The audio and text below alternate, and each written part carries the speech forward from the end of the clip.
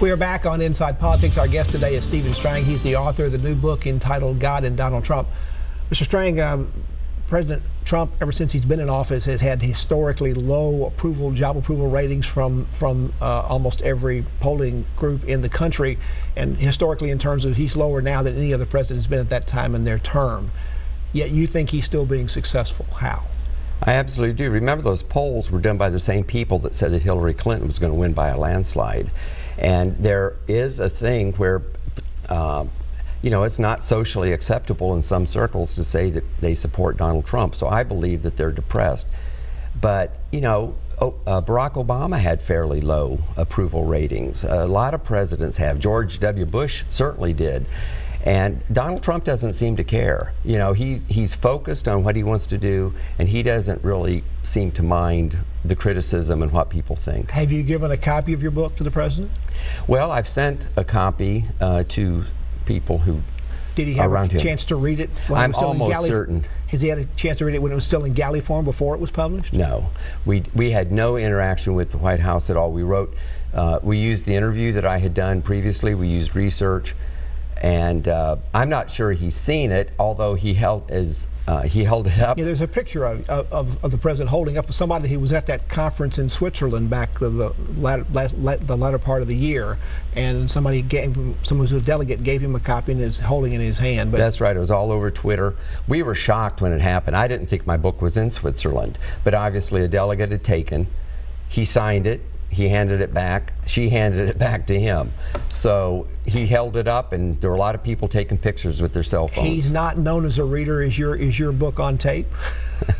It is on tape, and you know, he's too busy to read my book. I didn't write it to curry favor with him or the White House. I did it to try to make a point about God and what God is doing in our nation.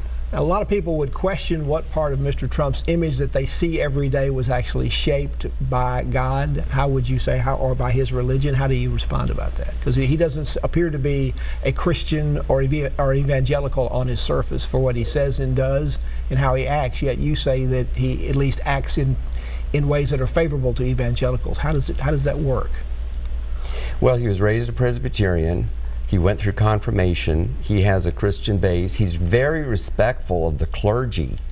In fact, one time he met with a group of leaders. This is also in the book God and Donald Trump, and he said to them, while you were pursuing a higher calling, I was out making money, which shows that he respected, you know, their higher calling, which is very something that people would not expect him to say, but I think that it showed a certain amount of humility. I found that when I interviewed him, I absolutely had his attention for the time that they had allotted. And I interviewed George W. Bush, who I have a lot of respect for. That was a group interview with several journalists, and George Bush acted like he would have rather been somewhere else. Donald Trump, I mean, he was there, and he gave me very good answers, which are in the book. President Trump has gotten a reputation since he's come to Washington as someone who one day says one thing and then changes his mind shortly thereafter. On the health care bill that went through the House, he thought the House bill was great, but then when it got in trouble in the Senate, he said it was a terrible bill. Does he have any core beliefs, and what are they? Well, you'd have to ask him what his core beliefs are, but what you just described, don't all politicians do that to some extent? It's the give and take of our political system. You would know that better than anybody else.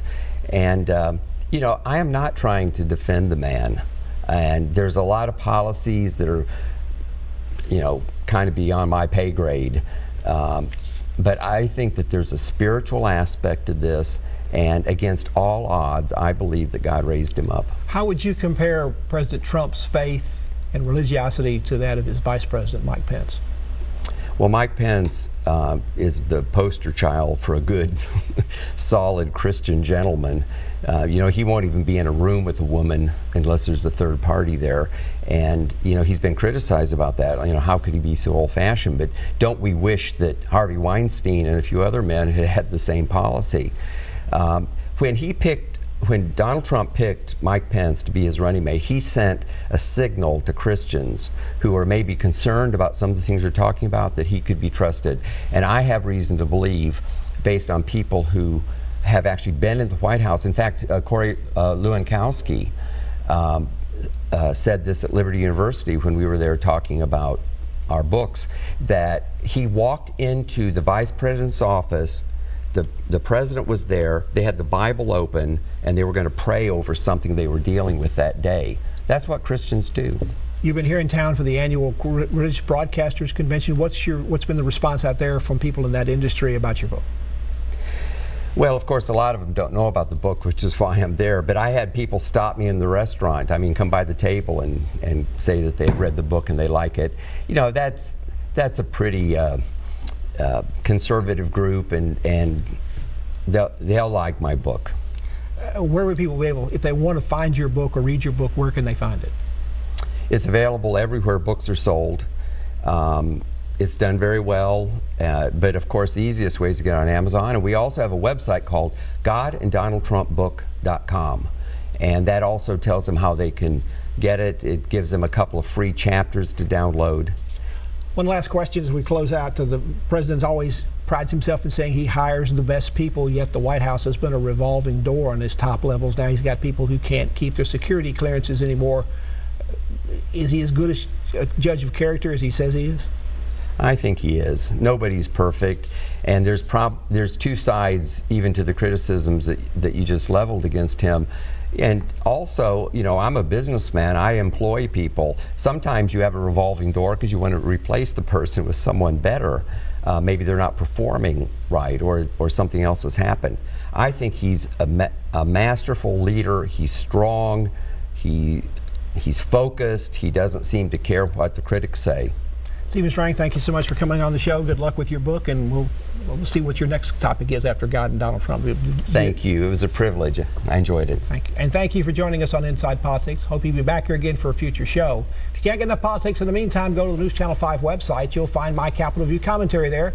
There's new commentary posted every Friday afternoon. Enjoy the rest of your weekend, and we'll see you back here next time. Goodbye. That's great.